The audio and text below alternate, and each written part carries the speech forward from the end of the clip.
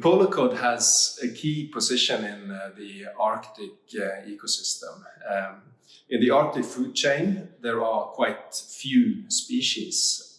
You have species at lower trophic levels, where you have the zooplankton, and you have species at the higher trophic levels, where you have the marine mammals and seabirds and larger fish. But in this trophic level in between those, there is not so much else than polar cod. So it's generating food for the whales, the seals, the seabirds, and also larger fish. One of the things that is threatening the polar cod, or maybe the main threat, is that its habitat is shrinking. And one of the things that should be done to prevent that is to get more control over the climate change. And that's something that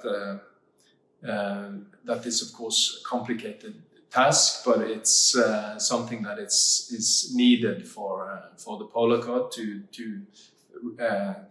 be able to retain its original habitat in the Arctic waters. Oil drilling and the transport of petroleum is, let's call it another pressure on the polar cod, which is already under pressure from the climate change. So that is something you would need to have in mind before you make the political decision to allow for drilling or to allow for transport of petroleum in these areas.